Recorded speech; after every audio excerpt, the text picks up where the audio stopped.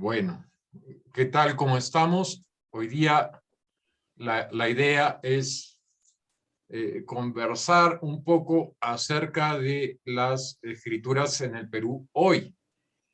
Tengo que hacer el protocolo de la presentación al cual no estoy acostumbrado, pero procederé.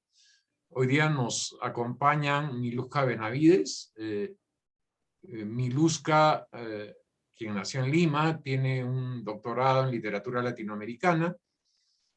Ha publicado Naturaleza de la prosa de José María Eguren y tiene un libro de cuentos que es La Casa Espiritual, aparte de una traducción de el libro Una temporada en el infierno de, creo que es sabido, así que no voy a decir ni de quién. Mateo Díaz ha publicado los libros Avenida Palomo, el libro de la enfermedad y Monólogos de Babel. Acá me advierten, no sé si sea sumamente importante, que el libro de la enfermedad obtuvo el primer lugar del concurso de poesía de los Juegos Florales de Barranco. Si fuera el COPE, creo que Mateo estaría preocupado, pero bueno. Está también Cristian Briceño. Cristian ha publicado los libros Breve Historia de la Lírica Inglesa, La Comedia Inmóvil, con el que justamente obtuvo el premio Copé de Plata de la Bienal de Poesía, estoy leyendo literalmente, en el año 2013, y aparte tiene otros textos como La Trama Invisible, que a mí particularmente me gusta mucho, y no voy a ir a todos los pormenores porque si no se nos va toda la sesión. Lourdes Aparición tiene un apellido bastante simbólico porque hasta ahora no aparece. Así que esperemos que haga honor a su estirpe y a su raigambre y justamente haga aquello que preanuncia. Esperemos. Bueno, lo primero que yo quería preguntar para dejarlos un poco en escena era un aspecto. Uno de los grandes pretextos para no hablar de las escrituras en el Perú es inmediatamente asumir su diversidad. Y entonces, en las últimas décadas, nos encontramos frente a una paradoja porque estamos ante una diversidad no analizada. Entonces, desde esa concepción real o no, mi pregunta va un poco por ahí. ¿Cómo definir la situación de las escrituras en el Perú hoy de acuerdo a la experiencia que tiene cada uno? No sé quién quiere arrancar y está con las pilas.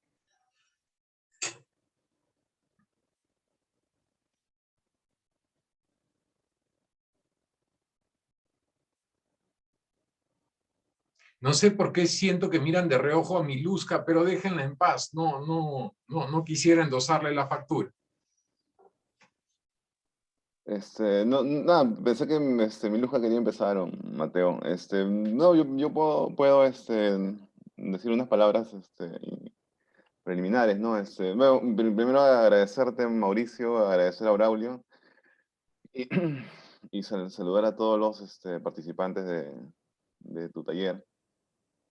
No, yo pensé que ya, o también pensé que podía haber empezado Mateo porque él tiene un ensayo bastante extenso y bastante detallado sobre todas las vertientes de poesía contemporánea que existen, ¿no? En la poesía peruana, ¿no? Sobre toda esta diversidad de la que tú hablas, Mauricio, ¿no? Desde mi experiencia, bueno, mi experiencia es bastante reducida en cuanto a, a incluirme dentro de alguna corriente o de algún grupo, ¿no? Yo más bien siempre me he mantenido en una insularidad que para mí es saludable, ¿no? Eh, pero, por ejemplo, podría poner el ejemplo de una pregunta que me hizo una vez Roberto Valdivia en un cuestionario, en el cuestionario de una antología que nunca se llegó a publicar, ¿no? Iba a ser una antología sobre nuevas poéticas que se practicaban en el Perú. Eso habrá sido hace 5 años, ¿no? Y me preguntó, una de las preguntas era, ¿qué le parecía a Al, por ejemplo, ¿no? Le dije que era algo parecido a lo que ocurrió con Hora Cero, ¿no? Había mucha gente escribiendo de una misma forma y al reiterarse tanto esta forma se desgastaba muy, muy pronto, ¿no? Y ese fenómeno en la actualidad se potencia y se vuelve más crítico porque me acuerdo que todos, bueno, todos pueden compartir lo que escriben por Facebook o por cualquier otro tipo de red social, ¿no? Así que me parece que eso en algún punto puede restar esta variedad de propuestas que siempre es saludable, ¿no? Yo pienso que siempre hay siempre tiene que haber gente que proponga algo nuevo, ¿no? Claro que cuando uno propone algo nuevo, a veces se ve reducido su campo de acción o de llegada precisamente por esta insularidad, ¿no? Recuerdo mucho el caso de Morales Arabia, por ejemplo, que tiene unos libros bastante buenos, bastante complejos también, y que no, no sé si en su época habrá tenido tanta llegada, pero me parece que ahora se lee muy poco, ¿no? Solo lo leen estudiantes de literatura, quizás sus amigos, y gente interesada en esas propuestas, pero me parece que no, eh, faltaría una difusión que a veces lamentablemente se consigue cuando se crean grupos, ¿no?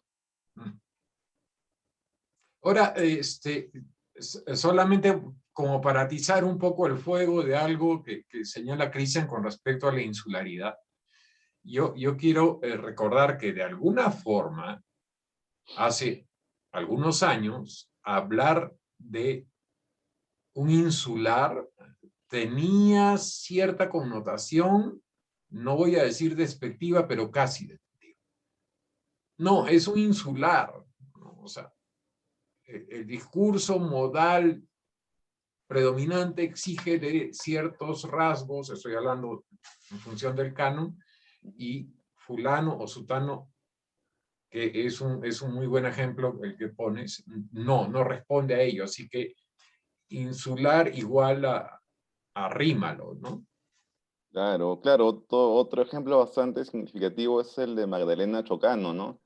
Creo que el año pasado, en los talleres de Luis Alberto Castillo me tocó hablar un poco de ella y la verdad es que no la había leído mucho, pero siempre la tenía presente desde que desde que estaba en la carrera de literatura, ¿no?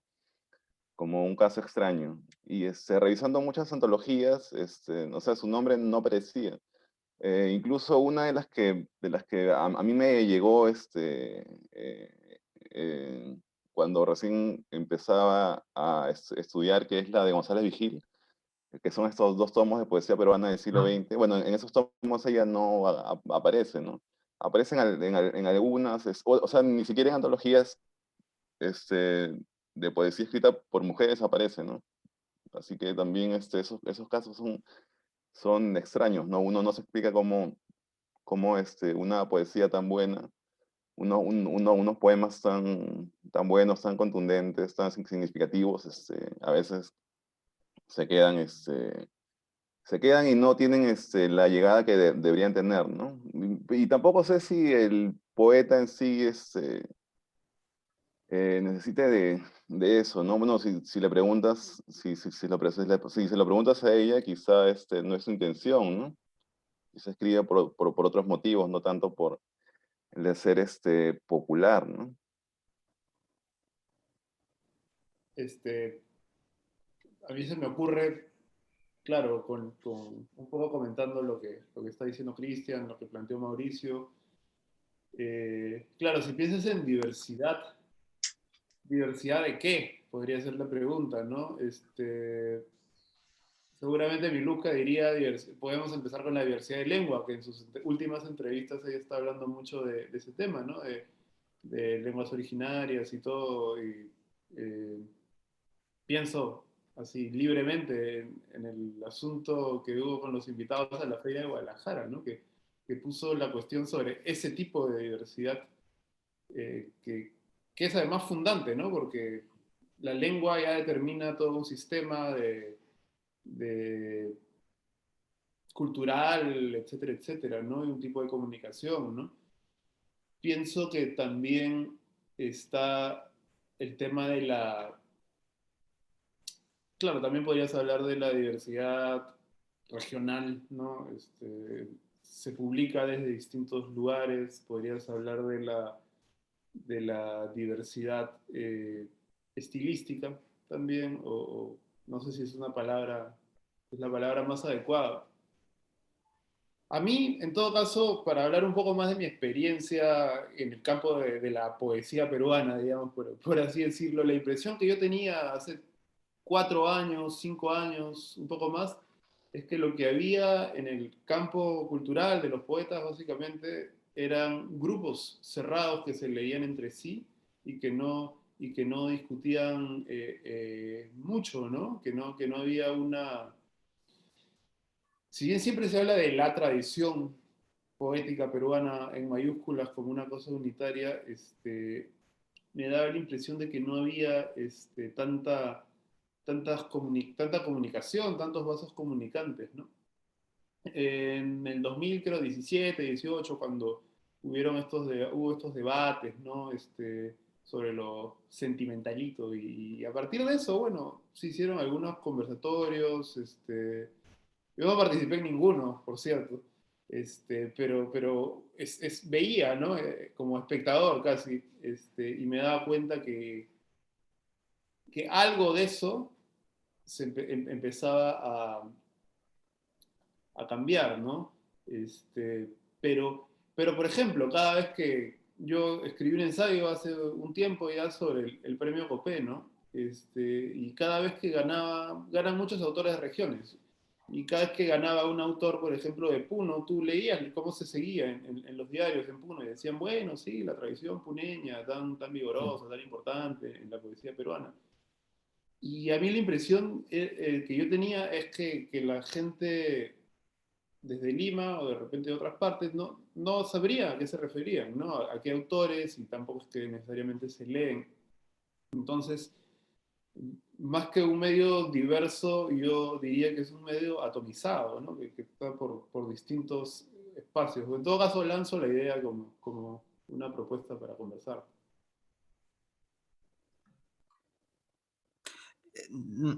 No sé si Miluska quiere hablar primero. No la Gracias. presiones. Sí, no, gracias. Yo no había saludado, gracias Mauricio y Braulio, y también a nuestros compañeros que están acompañándonos, ¿no?, en esta conversación. Bueno, respecto de lo que venimos conversando, ¿no?, de la diversidad, Mateo ya había adelantado, ¿no? A mí, es decir, en mi experiencia como escritora, definitivamente que haya nuevos agentes desde el punto de vista histórico, es decir, individualidades por cuyo perfil quizá no estarían escribiendo hace 30 años, ¿no? Y pensar justo en los poetas en lenguas originarias que están publicando ahora, yo creo que ese es uno de los aspectos que son, digamos, que más visibles, ¿no? Es decir, estamos viendo libros en lenguas que hace 30 años, digamos, que habría sido imposible leer, pero está también, obviamente, el hecho de la autotraducción, es decir, la necesidad de estos poetas de poder autotraducirse ellos mismos para poder ingresar en un circuito de lectura, que de por sí ya, es decir, el circuito de lectura de la poesía, como bien señalaban Cristian, ¿no?, y Mateo, es atomizado, es muy específico, pero eso sería, digamos, es uno de los aspectos de la diversidad en que más he estado reflexionando, ¿no? Porque digamos que desde la autotraducción, que es uno de las actividades como traductora también me interesan, ¿no? Es decir, cómo escribir poesía, reescribir poesía en español, habiendo publicado en tu propia lengua. Entonces es todo un proceso de mediación en la que pasa, ¿no?, el segundo aspecto del que quería hablar, que es el de la validación. Yo creo que con el Internet, habían hablado Christian de Lit, ¿no?, de muchos espacios donde están circulando la poesía, de manera donde ya, por ejemplo, no sé, centros de validación, y pienso, ¿no?, en revistas como Hueso Húmero, ¿no?, ya no hay necesidad de pasar por ciertos centros de validación, sino que se están construyendo nuevos centros de lectura en las cuales lo que estamos probando es que ya, digamos que la circulación ya no tiene que pasar por esta suerte no sé, digamos, validadores, pero también de sensores, ¿no? Es decir, yo lo que veo que con el Internet también es un factor que permite otro tipo de circulación, otro tipo de lectura, pero también, Mateo, tú has reflexionado sobre el repliegue de la crítica, ¿no? Cómo la crítica también ha entrado en una etapa en que no hay crítica, no hay lectura de libros, o sea, digamos que son dos procesos simultáneos, ¿no? Es decir, ya los centros de validación tradicionales no están validando, y hablábamos del COPE también, no tiene ese filtro que solía tener, digamos, en los años 90, es decir, no me refiero al filtro de lo que podríamos llamar, no sé, de calidad, sino de lo que estoy hablando es de circulación, es de impacto, es decir, que la gente se siente interesada por comprar estos libros y a la vez que exista un circuito que haga legible estos libros a través de la crítica, ¿no? Porque y que inicie una conversación. O sea, digamos, lo que yo estoy viendo en la época actual es que no se están conversando sobre los libros. Y bueno, como narradora también, me encuentro un poco de los dos lados, ¿no? Es decir, traduzco poesía y también me gusta escribir sobre libros de poesía, y casi mi conversación la tengo con poetas. De hecho, que están acá, ¿no? María Font, ¿no? También. Y en narrativa, más bien, todavía ciertos centros de validación se están como un poco resistiendo a ese cambio, ¿no? Lo que sí veo de la poesía respecto a la narrativa, y eso también es algo que he estado pensando, es que la poesía se emancipa un poco más rápido porque sus circuitos un poco atomizados, ¿no?, generan como círculos de lecturas mucho más como autónomos, ¿no?, que los centros, por ejemplo, del poder transnacional, ¿no? Que es el poder transnacional que también genera reseñas, ¿no? Porque no es, creo que lo comentaba un poco Victoria, ¿no?, con Beto, cómo hay digamos que una supuesta lectura de estos libros o una apariencia de importancia de estos libros que va unido obviamente al gran capital, y eso no toca la poesía. Entonces ¿no? Porque la poesía tiene otro circuito, otra economía, ¿no? La poesía tiene otra economía, otro tipo de circulación. Entonces, sí estamos viviendo este cambio que yo creo que en la poesía es mucho más perceptible, ¿no? Por ejemplo, que exista poesías en lenguas originarias, mucho más poetas en lenguas originarias que narradores en lenguas originarias, también es elocuente. No es elocuente no solamente de cómo el género puede circular más, sino también cómo ciertos intelectuales y escritores se sienten más, no sé si a gusto, pero con una imaginación mucho más dada a la poesía que a la narrativa, ¿no? Entonces yo creo que eso es y lo de Guadalajara, ya para cerrar, tiene que ver con este asunto definitivamente, ¿no? Es decir, los circuitos de poder parecen no darse cuenta de estos cambios, ¿no? De que los centros de validación ya han perdido el poder que solían tener hace 20 años. De lo que has dicho, justo me parece que han salido varias cosas, incluido ese pequeño debate por la autonomía, que a mí me gusta mucho ese tema de la autonomía y discutir, porque es bien difícil saber cuál es el estado de la autonomía del arte hoy en día, pero no voy a entrar en eso porque nos desviamos un poquito. Lo que quería era enlazar un poco este planteamiento que estás haciendo con lo que decía Mateo de estos grupos que no necesariamente se leen entre sí y que hasta cierto punto son, como decías, consecuencias de un mismo panorama, ¿no? O sea, el hecho de que ya no haya la necesidad de que te valide la academia o te valide un espacio cultural hegemónico no, para publicar o lo que sea, o para existir, resulta en que haya una atomización de escenas literarias o de grupos literarios. Y ahora el problema es si esa atomización genera, de hecho genera más de un problema, pero digamos, el problema principal es si estos muchos grupos que ahora existen hablan entre sí, dialogan entre sí. Y el otro problema que también se me ocurre es un problema de criterio. O sea, ahora que hay muchos medios por los cuales una escritura puede validarse, ¿cuál es el criterio de cada uno? O sea, todos los criterios son necesariamente genuinos o hay intereses, no quiero decir si están calificados o no, pero algo por el estilo. O sea, hay criterios que están formados de acuerdo a qué. Un poco por ahí iba mi planteamiento, que quizás está alargándose. No sé No, si alguien eso quiere es, intervenir. eso es de lo que justo Mateo ha empezado esta conversación, ¿no? Yo recordé el ensayo que Mateo escribió en el repliegue de la crítica, porque uno de los asuntos de la discusión de Guadalajara es cuáles son sus méritos, ¿no? Justamente la pregunta era, ¿quiénes los están validando? O sea, la pregunta detrás de esto era, ¿quiénes se están validando? Entonces, ahí surge la clave, la crítica, ¿no? Entonces yo creo que, Mateo, yo te pateo la pelota, ¿no? Para que has investigado esto, ¿no? Bueno, a mí me parecen buenas las preguntas que planteas, Braulio, y creo que es bueno como plantearlas honestamente, ¿no? O sea, ¿qué hace un texto, no sé, que sea leído o no?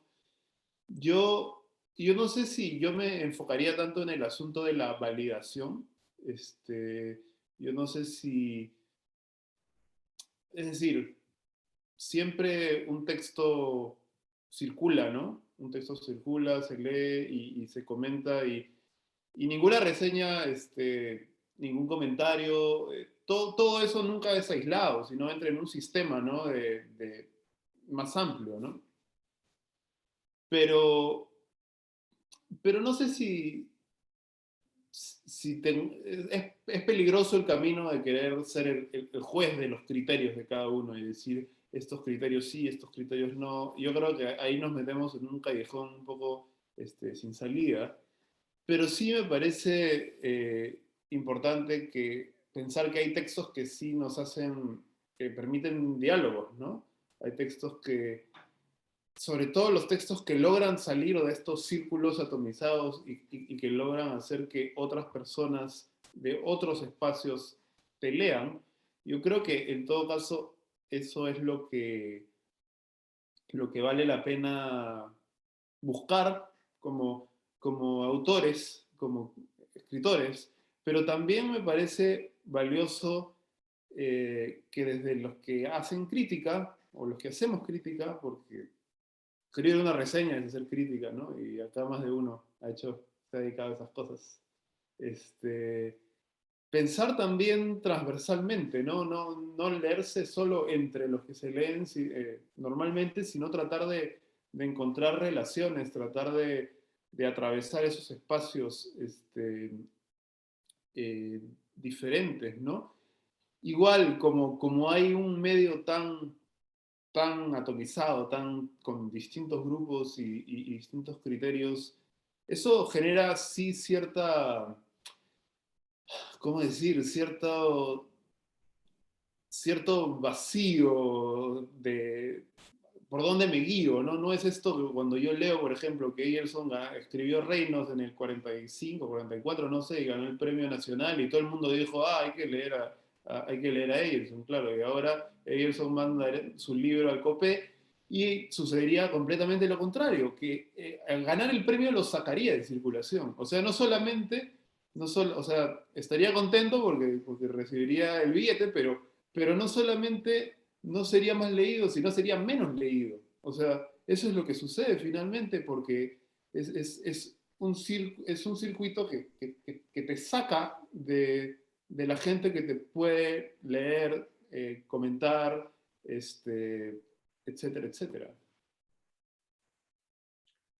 Es- Quiero tomar solamente un punto y acá sí le mando la pelota, pero con todo a Cristian. Estábamos hablando de esta suerte de orfandad crítica, que por cierto no es nueva. Creo que todos hemos crecido huérfanos de padre y de madre. Entonces, yo me preguntaba cuál sería la motivación, mira que la pregunta es medio capciosa, la motivación para escribir una reseña, ¿no? ¿Qué hace que surja una reseña? Este, creo que lo ideal es que el libro te genere preguntas, interrogantes, no sé, te sobresalte de alguna forma, te toque, ¿no? Pero, pero eso es lo ideal, ¿no? Me parece, bueno, yo hasta he pensado para agenciarme a ingresos, escribir reseñas por encargo, ¿no? Y que me paguen, pero lo ideal, como te digo, es que aquel libro te diga algo y que tú puedas relacionarlo dentro de un canon, dentro de un corpus de obras y que ese libro dialogue, ¿no? Encuentres su lugar, que tú hagas que ese libro encuentre su lugar y que te sientas bien porque estás generando que otros lo lean o estás aportando algo a la cultura de tu país, ¿no? Eso es lo ideal, ¿no? Es como ir a la guerra y morir por el Perú o algo así, ¿no? Pero por ejemplo, por ejemplo, la semana pasada reseñé un libro de Gloria Albitres, que era de temática, es una temática que yo no conozco mucho, que es la temática andina, ¿no? Y como no soy, bueno, en verdad no soy experto en nada, pero en esto soy menos experto en otras cosas, ¿no? Así que lo relacioné con otros libros, me gustó cómo encajaba con otras poéticas, ¿no? Lo relacioné con un libro de Leonardo Luque, que ganó el Copé de Oro, justo cuando yo quedé en segundo lugar, y con Odi González, ¿no? Que es un poeta que parece que se busca su lugar, ¿no? Porque es que escribe en quechua, escribe en inglés, escribe en español también. Y bueno, creo que nosotros somos, entre comillas, privilegiados porque hablamos español y nuestra lengua oficial es español, pero hay otras lenguas, ¿no? Y, eh, y cuando uno piensa en poesía peruana, implícitamente excluye a cualquier otra lengua que no sea el español, ¿no? Así que me parece que, respondiendo a tu pregunta, me parece que no, es un poco difícil, no sé, llegar a estos libros y hacer que tus reseñas sean un poco más, no sé, a que abarquen todo el universo de lo que se escribe en el Perú, ¿no? Pero, bueno, yo creo que lo ideal sería que el libro salga, que el libro tenga una vida larga, que se lo comente, ¿no? Pero eso no pasa, ¿no? En esta semana voy a publicar en este blog del Hablador como un breve ensayo sobre el canon. No sé cómo se llama, el canon parcial, el canon imperfecto, algo así, ¿no? Y habla de que cuán poco se lee incluso a los autores canónicos, ¿no? O sea, uno puede leer a Martín Adán, pero ¿qué lee? La travesía de extramares y por ahí escrito a ciegas, ¿no? Pocos llegan a leer, por ejemplo, La campana catalina, que me parece que es su mejor texto, ¿no? Así que siempre hay bueno, estas fisuras en las lecturas, en las tradiciones, que a veces son insalvables, ¿no? Yo me preguntaba lo de la reseña antes de pasarle el micro a Braulio de vuelta, en función de la Internet, y Mateo, creo que también por acá tienes bastante que decir. Y me lo preguntaba en este sentido, ¿no será que con la irrupción y la dominación de Internet, la aparición de distintos blogs, de distintas webs, de distintas plataformas y espacios, el canon, si es que existe un canon, más que ser establecido por un censor o por un grupo de censores, me estoy imaginando una suerte de coreografía de eunucos diciendo y mirando acá o allá, termina convirtiéndose en algo que es, no sé si hoy, pero que podría o tendría que ser multivocal, como una suma de perspectivas, de flujos, miradas y diálogos? Es una pregunta abierta. Claro, eso es lo ideal, ¿no? O sea, el canon funciona porque está en movimiento y la promesa de ese movimiento es lo que le da vida, ¿no? Pero, ¿cuál era la pregunta sobre las reseñas? Sobre cómo funcionan dentro del canon y dentro de las redes. La pregunta era la reseña en función de ese canon. Entonces, si de pronto había una apertura y había un cambio de horizonte, ¿no? La reseña ya no respondiendo a cierto canon impuesto, sino más bien siendo parte de una diversidad de voces que conforman ese pretendido canon.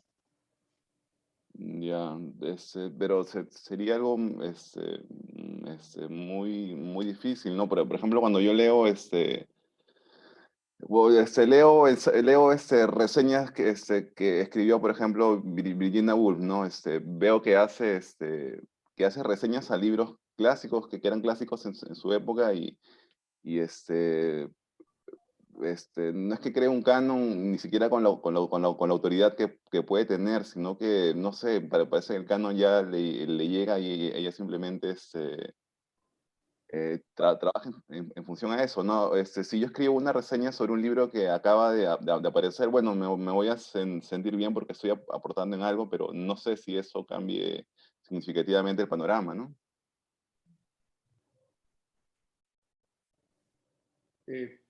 Yo creo que un poco lo que Mauricio está comentando es que ahora que en contextos de repliegue de crítica y de crisis de crítica, bueno, hay algo positivo también, ¿no? Que no tenemos, que se fragmenta un poco estas formas de validación que ya no terminan validando nada, y entonces, digamos, no el canon como la tradición de lo de hace 100 años, sino lo que se está produciendo ahora, se produce en una hay una tensión, digamos, entre estos distintos grupos y cada uno de alguna manera plantea lo que más le parece valioso, importante, ¿no? Ahora, lo que yo podría decir es que si bien el medio está atomizado, fragmentado, no es una fragmentación equitativa, digamos, ¿no? Es decir, hay grupos que tienen más llegada, hay grupos que van a tener más lectoría, bueno, de alguna manera, pues el mundo de la poesía peruana o de la literatura peruana, como quieras llamarlo, pues refleja las asimetrías de la sociedad peruana. Eso no tiene por qué sorprenderle a nadie. Entonces, van a llegar de manera diferente, ¿no? La pregunta que hiciste también, Mauricio, sobre por qué escribir una reseña, también me parece una pregunta que es buena planteársela, ¿no? Como que honestamente, ¿no? ¿Para qué escribo una reseña? Yo tengo acá una anécdota chistosa, no voy a decir nombres nomás, pero a mí hace como 5 años un amigo que forma parte de un espacio donde se publican reseñas me dijo, oye, ¿por qué no te reseñas este libro? Pero si no te gusta mucho, mejor no lo reseñes, porque la persona que está en ese libro era, bueno, mi jefe, ¿no? En ese momento. Y yo lo leí. El libro ahora me gusta más, pero en el momento como que no me gustó mucho y le dije, pucha, si escribo una reseña sería una reseña negativa, ¿no? Una cosa así. Y me dijo, pucha, entonces mejor no escribas la reseña, ¿no? Entonces, ese ese tipo de cosas también, ¿no? Yo creo que en un medio más saludable se podrían aceptar reseñas negativas, por ejemplo, ¿no? No debería ser algo malo, yo creo. Pero al mismo tiempo también entiendo la postura de Cristian, ¿no? Que una lectura que hay una cosa de contribuir, casi como dijiste, como ir a la guerra, como hacer patria, ¿no? Leer el libro. Para hacer el compendio me tuve que leer como de los 45 libros premiados por un mes, me intoxiqué leyendo como 20 libros en un mes. Fue una experiencia que de repente no se la recomiendo a nadie, pero al mismo tiempo sientes que de alguna manera te da un panorama, ¿no? Que de alguna manera sirve, y también leí algunos libros interesantes que no pensaba encontrar, ¿no? Pero en mi caso particular, personal, yo dejé de escribir reseñas y dije, de repente lo mío es más escribir ensayos, porque tampoco quiero pelearme con la gente, digamos, ¿no? O sea, más me interesa poder construir diálogos, y en todo caso que se molesten por mis ideas, pero no porque creen que estoy atacando a alguien, ni mucho menos, ¿no? Pero todos esos factores también cuentan al momento de publicar o no publicar una reseña. Quería darle la oportunidad a Miluska de intervenir antes de mover. Sí,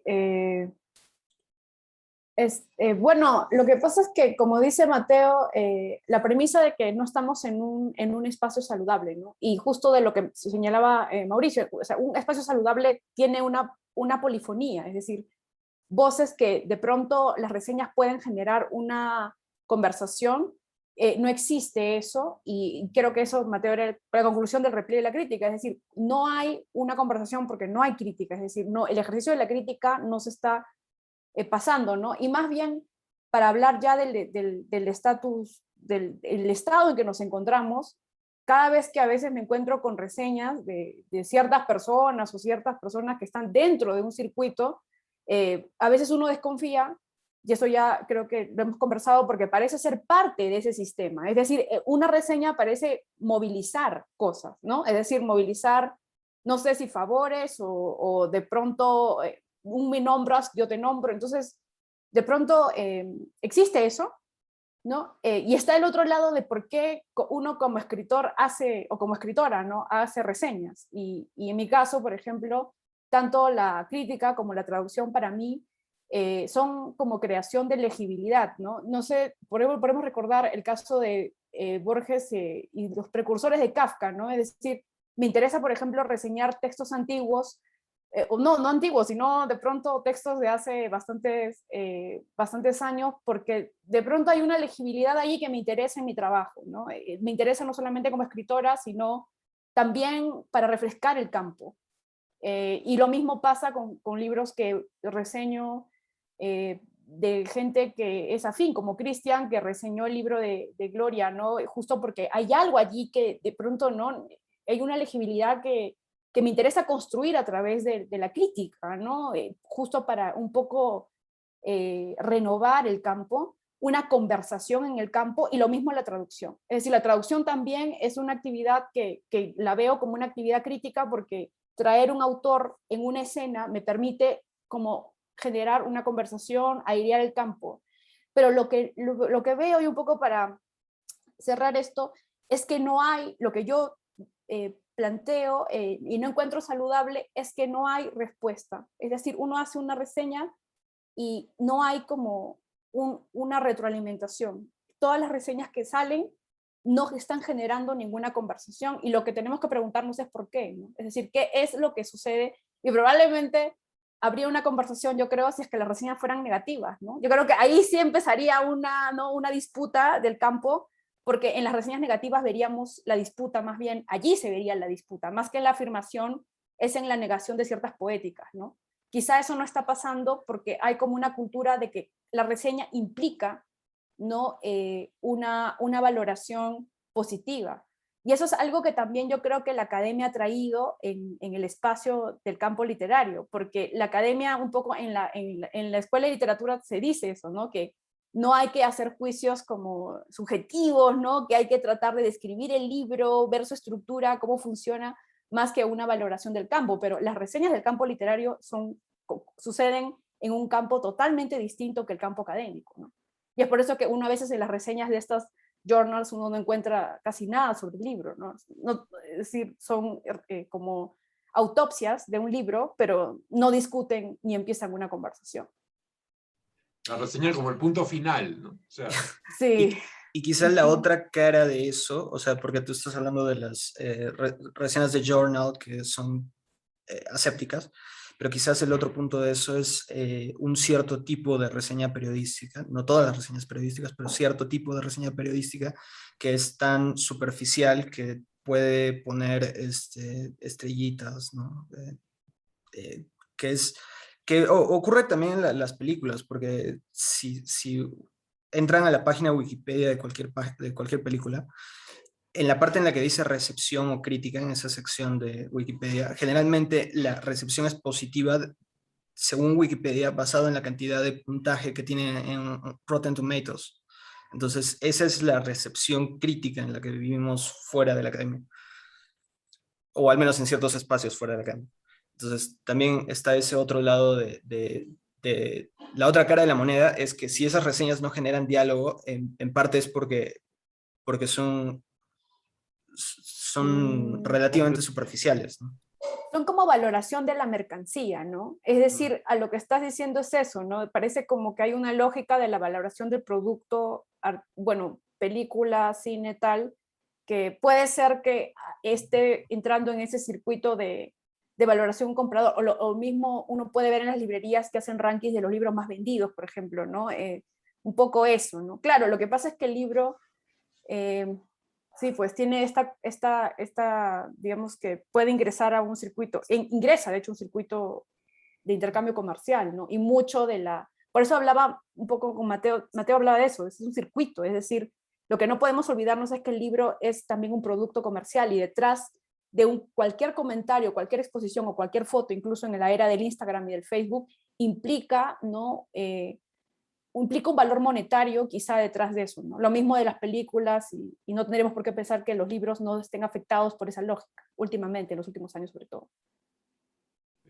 Por eso la pregunta, que por cierto no fue con saña, Cristian, de por qué escribir una reseña, no era tan inocente como pudo haber parecido, porque sigo haciendo una suerte de cuadro comparativo de décadas. Hace algunas era poco probable que un creador, que un notable creador, estoy hablando específicamente de Cristian, se diera el tiempo, ¿no?, para sacrificarlo y dedicarse a la obra o la escritura de otro. O sea, no, por favor. Ahí tiene que ver mucho también la figura, que creo que termina siendo algo predominante hasta más o menos los 70, del escritor padrote, ¿no? Del escritor que se cierra al diálogo con las nuevas generaciones en la medida de que no resultan epigonales o consonantes o por ahí. Entonces, por eso me interesaba. No sé qué está pasando en casa con un Los ruido perros. canino insoportable, No te preocupes. pero había visto por ahí una mano levantada, creo que era Pablo. Sí, ¿qué tal? Hola. Nada, estoy escuchando con mucha atención todo lo que están comentando, me parece bien interesante. También pensaba el tema de las reseñas. Hace tiempo que no escribo reseñas, pero una de las motivaciones para escribir era simplemente dar cuenta mi punto de vista como escritor. O sea, porque así como yo puedo encontrar muchas reseñas en diferentes revistas o medios más o menos canónicos o que tienen bastante audiencia, muchas veces daban lecturas de libros que yo sentía que yo también encontraba un montón de cosas que no estaban en las reseñas. Entonces, un poco lo que yo quería con las reseñas es una especie como registro de lectura, ¿no? O sea, o sea, no tanto una revista como un crítico, digamos, institucionalizado, profesional, sino la mirada de un escritor. Y algo que, o sea, compartir eso, ¿no? Entonces lo hice de esa manera y bueno, y generó también conversación con otros amigos escritores, todo, ¿no? Creo que sería también, yo creo que sería muy saludable, creo, para el escenario, que como decía Mauricio, que la gente que escribe, también, digamos, exponga sus lecturas, ¿no? O sea, hay mucha gente que yo he conversado en reuniones así, informales, y me han dicho un montón de ideas interesantes sobre libros, pero que han quedado ahí, ¿no? Entonces yo pensaba, bueno, partiendo de algo tan personal como un blog, ¿no? O una pequeña revista en la que yo sacaba mis reseñas, un poco compartir mis ideas sobre mis diferentes lecturas, ¿no? Y un poco también compartir mis criterios de valoración. Justo hablaban de la diversidad del escenario con relación a la poesía que hay actualmente, ¿no? Esa es otra cosa, creo que los criterios de valoración, ¿no? Hay gente, por ejemplo, cuando tú le preguntas por qué te gusta ese texto, dice porque es potente, ¿no? Porque dicen que las imágenes son potentes, porque tienen un lenguaje eufónico de un gran ritmo. Otros te dicen, porque me gusta la propuesta conceptual, ¿no? Otros te valoran ya una cosa más vana, ¿no? Este libro lo valoro, mira, este autor es bueno porque ha ganado premios, ¿no? Eh, Dentro de los premios también hay otros criterios de valoración. Uno si comienza a ver los premios, por ejemplo, Copé, hay como una línea, ¿no? Tiene ciertas características, ¿no? Los ganadores, ¿no? Y uno puede percibir que hay ciertos criterios hay una tradición de criterios que se han mantenido durante décadas, ¿no?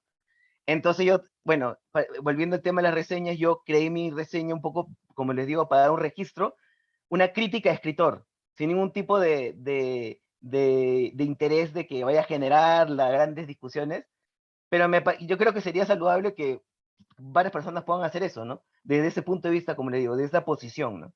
No desde un medio institucionalizado, sino más bien un espacio personal, ¿no? Eso quería comentar, ¿no? Y bueno, saludarlos. Antes de darle la palabra a María Claudia, no sé si alguien quiere hacer un comentario o algo.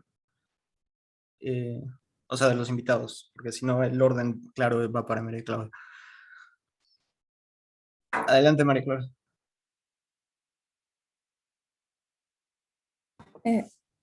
Bueno, agradecerles que estén acá principalmente y bueno, estoy bastante honrada siempre de escucharlos, bueno, a todos, pero la pregunta era para Miluska, justamente sobre, yo leí la entrevista que tuviste con Joe Maldonado, donde hablabas un poco sobre justo lo que estamos hablando acá, sobre el estado de la crítica peruana en el Perú, bueno, la crítica peruana actual, y cómo un poco no se daban ciertas condiciones para que esto como que pudiera de alguna forma eclosionar. Pero también quería hacerte una pregunta, no una pregunta, sino como que poner el tema de la poesía escrita por mujeres también, que creo que también es importante nombrarlo y hablar un poco sobre eso cuando se habla de diversidad, porque todo lo que he dicho me parece totalmente importante y realmente algo que yo, o sea, no había pensado hasta que leí tu texto sobre el tema de Guadalajara, que era algo que, o sea, realmente el tema de las lenguas originarias no es algo que yo, o sea, y suena muy limeñista decirlo, pero en serio a veces uno necesita leer a otra persona como para autocuestionarse y criticarse y como que repensar un poco sus propios criterios, ¿no? Y bueno, yo no pertenezco a la academia, pero sí siento que el tema de la poesía escrita por mujeres como que a veces se torza por otros lados. Entonces, bueno, quería hacer tu apreciación. Hemos conversado en algunos momentos sobre este tema, pero bueno, quería que bueno, compartir un poco, porque creo que eso también entra dentro de los tópicos de lo que es la, digamos, diversidad, aunque no debería llamarse diversidad realmente, pero mucho se habla de diversidad y se mete el tema de poesía escrita por mujeres como si fuera minoría, o literatura LGTBIQ y etcétera. Entonces, bueno, yo quería... Estás adelantando el tema de la siguiente semana, literalmente como lo has planteado. Perdón. Pero adelante, adelante, adelante. Sí, lo que pasa es Hackeando, que María Claudia, caray. lo que pasa es que los dos están vinculados, ¿no? Es decir, cualquier tipo de literatura emergente no va a tener legibilidad o no va a tener una circulación. Yo pienso más en la circulación como un circuito de lectura, ¿no? Es decir, que haya una comunidad que pueda conversar o ver estos libros. En el caso de la crítica, en ese entonces me refería justamente a la visibilidad de ciertos escritores no frente a otros, pero ya hemos conversado un poco justo en lo que habíamos dicho, ¿no? La visibilidad en realidad son cuestiones de poder, es decir, a veces son extraliterarias, tienen más que ver con condiciones que hacen que un grupo no encuentre cierta literatura valiosa, es decir, vamos a confiar en que realmente consideren que y las cosas del gusto y las cosas de la valoración, y legítimamente consideren que esta literatura debe ser leída, ¿no? Debe ser apropiadamente criticada, leída, etc. Pero lo que sucede con la crítica, y es que cuando la crítica se fosiliza, ¿no? Y tenemos poéticas remanentes, que se conciben como poéticas del futuro o poéticas que no se actualizan, no hay una crítica que pueda explicar la literatura emergente. Y buena parte de lo que llamamos literatura escrita por mujeres, por las condiciones históricas, casi yo me puse a pensar en eso, en cómo también los poetas en lenguas originarias recién existen condiciones históricas y materiales para que puedan publicar. Lo mismo con la escritura de las mujeres, ¿no? Es decir, hay condiciones materiales para que las mujeres puedan producir sus textos. Y eso creo que justo Christian hablaba de Virginia Woolf y ella reflexiona muy bien sobre esto, ¿no? Es decir, hay condiciones económicas, históricas, que hacen que las mujeres escriban. Entonces, cuando digamos que estas escrituras, así como las escrituras LGTB, estamos hablando ya, yo diría, y eso digamos que es totalmente discutible, ¿no? De ontologías en el caso de los poetas en lenguas originarias, estamos hablando de epistemes también en el caso de sensibilidades queer, ¿no? O la escritura de mujeres que trae sobre el tapete, digamos, ciertos temas que quizá hasta ese entonces no se habían conversado.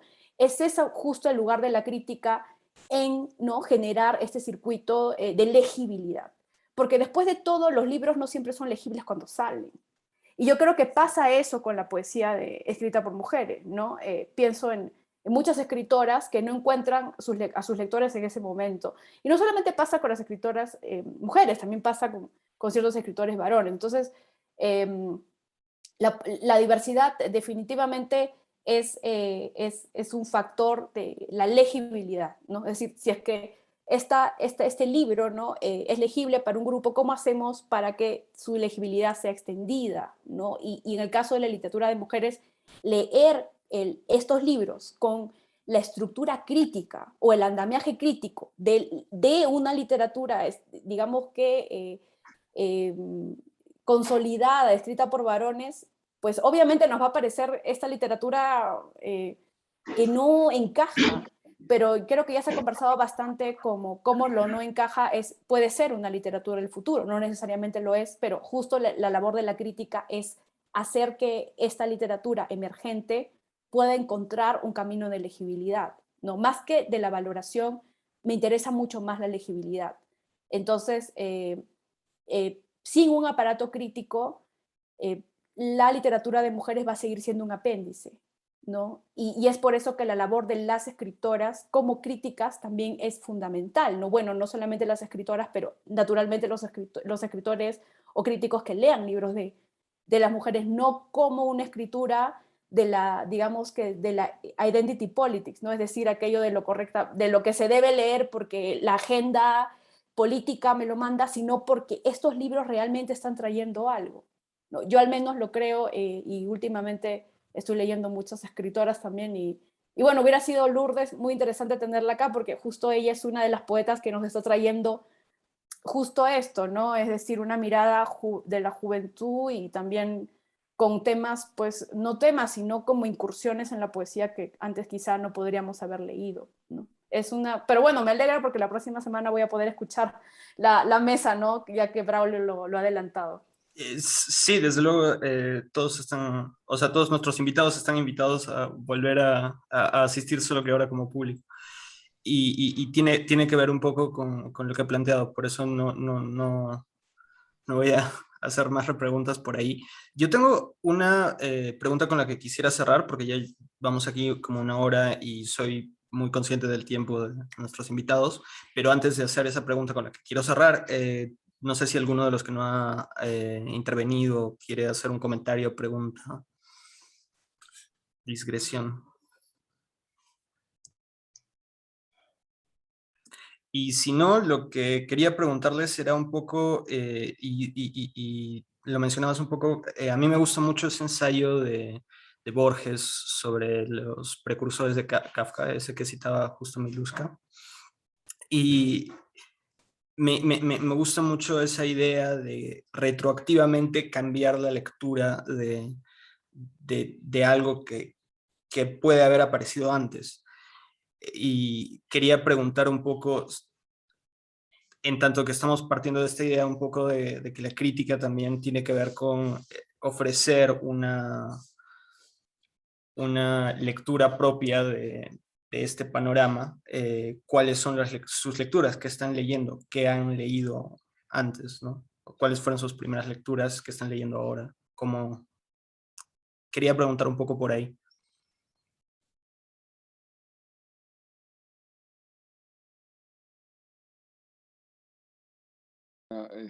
A nosotros, ¿no? Sí, Sí. sí, Cristian, Miluska, Mateo, quien quiera. Yo empiezo, ¿no? Eh, estaba leyendo poemas, cuentos, pero para ser más específico, estaba leyendo libros de ensayos, ¿no? Aparte de los ensayos de Virginia Woolf, estaba leyendo, casi todas son mujeres, ¿no? Cynthia Ozick, Sadie Smith, y me parece que, no, ya vi, ensayistas hombres, lo hay, o sea, puede ser, también estaba leyendo un libro de ensayos ah, de Franzen. Y un poco para aclimatarme a esas reflexiones y motivarme y hacer que mejore un poco escribiendo las reseñas, ¿no? Que justo ahora estaba escribiendo un grupo bastante, no grande, pero regular, como para dárselas al editor de esa revista El Hablador y que las pueda ir soltando periódicamente, ¿no? Me parece que, bueno, hay un ensayo muy bueno que a mí me parece magistral de Cynthia Ozick en el que reflexiona precisamente sobre el ensayo, ¿no? El ensayo como un cuerpo tibio, ¿no? Y los artículos como un cuerpo caliente que muy pronto se enfría, ¿no? Que más bien vale por su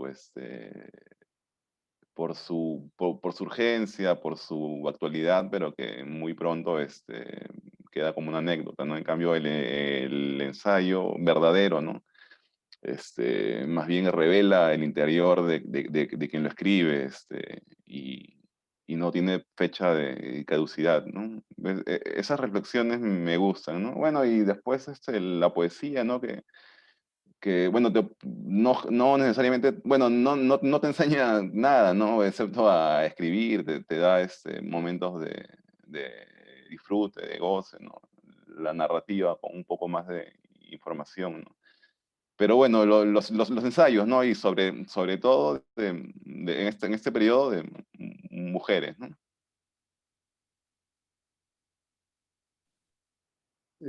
Bueno, yo quería aprovechar un poco tu introducción de la pregunta, Braulio, para poner un ejemplo, ¿no? Que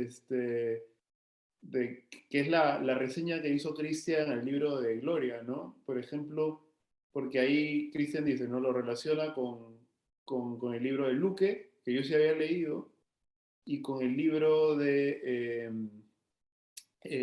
Odi, ¿no?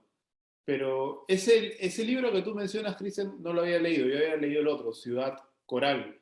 que Claro. también lo pones ahí por las notas a pie de Pero página. sí lo leímos en lecturas literarias, Valle Sagrado, No, ¿no? porque tú llevaste con Con Marcela, Gisela González. Sí. con Gisela, ya, yo llevé con Mamani, así que no, Yo, no, no yo, lo no lo, yo lo tengo en fotocopia, no, nunca lo llegué a conseguir.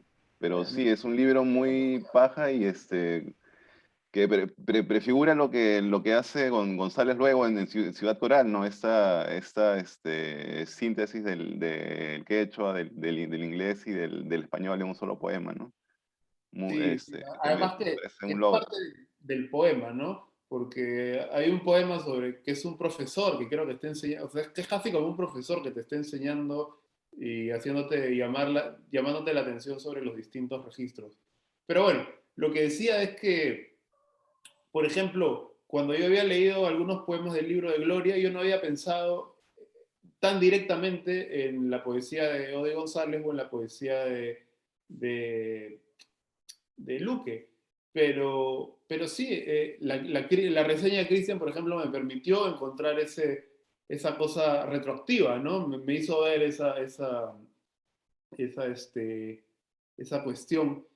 Y yo creo que un poco con la idea del ensayo de Borges, ¿no? Sobre los precursores, lo que pasa es que el canon, o lo que llamamos como tradición o como canon, siempre eso está en debate, constantemente está en debate. Aún lo que parece más establecido, si se ve con la distancia suficiente, uno se da cuenta que eso cambia todo el tiempo, está cambiando, no lo notamos, pero está cambiando todo el tiempo, ¿no?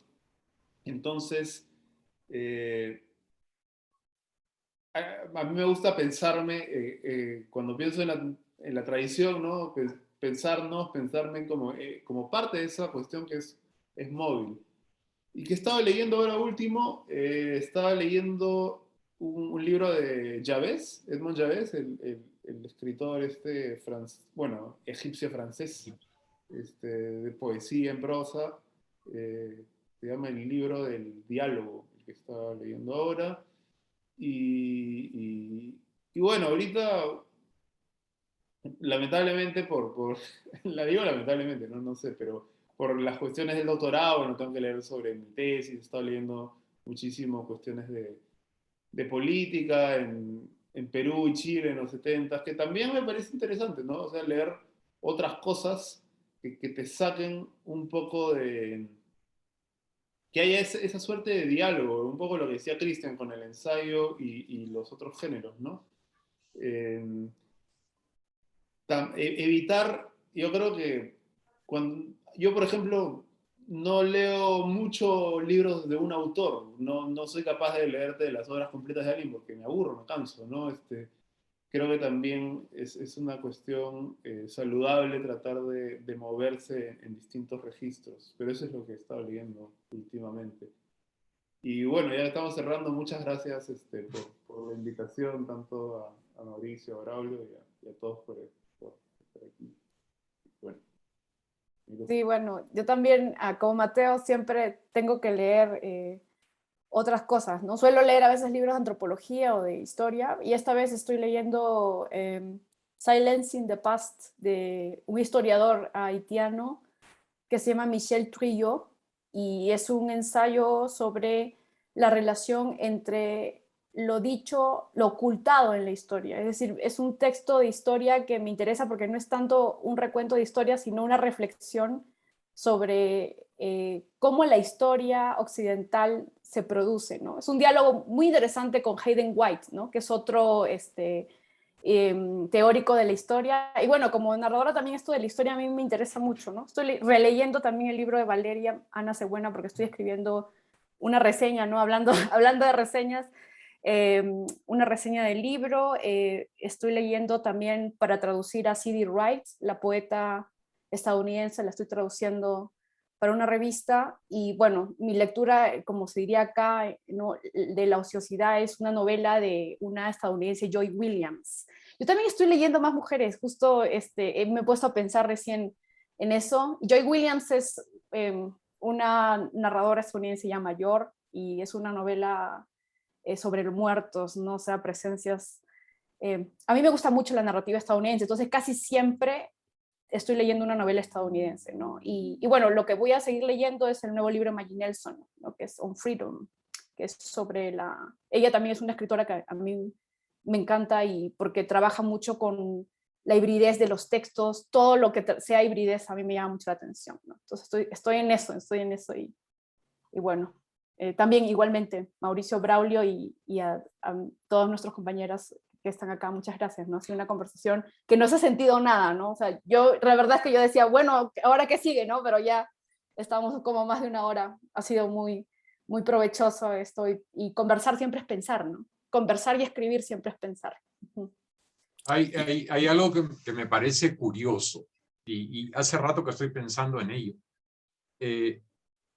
Hablamos hoy de orfandad crítica y de pronto hay aquí 3 personas, por hablar de los invitados y no de quienes son de casa, que no diré se dedican, pero que sí no tienen ningún problema con el desarrollo de una opinión o una mirada crítica en la medida que no es opuesta a la creación y hasta termina siendo otra forma de creación. Si yo sumo a estas 3 personas a otras visitas que hemos tenido, estoy pensando mucho en un amigo en común que es Luis Alberto Castillo, en el espacio que desarrollaba, no sé en qué andará ahora con esa palabra, pero comienzo a pensar en que esa orfandad crítica comienza a relativizarse, más aún si sigo sumando y hablo de las intervenciones conversacionales, coloquiales de Pablo con respecto a las lecturas de otros. Entonces, sinceramente, si yo sigo haciendo parangones de hace un tiempo atrás con el presente, pienso que la orfandad crítica es lo que estuvo y es lo que terminaron ustedes heredando, pero que se está rompiendo. Y creo que es importante notarlo y creo que es importante subrayarlo. Hace rato estoy pensando en eso. Hace rato también estoy pensando qué pasa con Morales Arabia, que reaparece en mi vida a lampos, pero parece que tuviera ouija y que no se le aparece a todos. Estoy pensando también en que se menciona a Magdalena, justamente personaje secundario, la editorial que dirigen algunos por acá, está por reeditar el primer libro de Magdalena. Ya se Entonces reeditó. me quedo con varias cosas. Ya se reeditó, Estratagema de Ya se reeditó, sino que como todo lo hacen en presente continuo y a la hora de la hora se sigue dilatando, siempre uno tiene que hablar y conjugar en futuro. Entonces me quedo con todas estas ideas. Yo les agradezco muchísimo los aportes que creo que han sido muy, muy valiosos. No sé si tienes por ahí avisos parroquiales y todos tus protocolos de los cuales todos estamos hartos, pero seguimos respetando. El aviso parroquial que tú has traído a colación, no yo, es el libro de Magdalena, que está disponible en Librería Inestable y en El Buen Salvaje, y desde la siguiente semana está en Arequipa también. Perdón, en el Cherry. Estratagema en Claroscuro. Lo otro que iba a decir es, la gente del curso les habíamos enviado a Maggie Nelson, entonces muy paja que la mencionas. Y probablemente Sea Ride sería otro ejemplo similar al que estuvimos viendo el jueves con Lynn Hagan. Creo que fuera de hacer ese par de notitas que son apóstrofes, no son tanto avisos parroquiales, no hay nada. Con los del curso nos vemos el martes, el jueves. Perdón, ¿el martes qué fecha es? Tranquilo, el fútbol es el jueves. Cuando hay fútbol, Mauricio no funciona, entonces el jueves no hay clase porque hay fútbol. El martes sí nos vemos, el martes 9. Eso sería todo, creo. Sí, y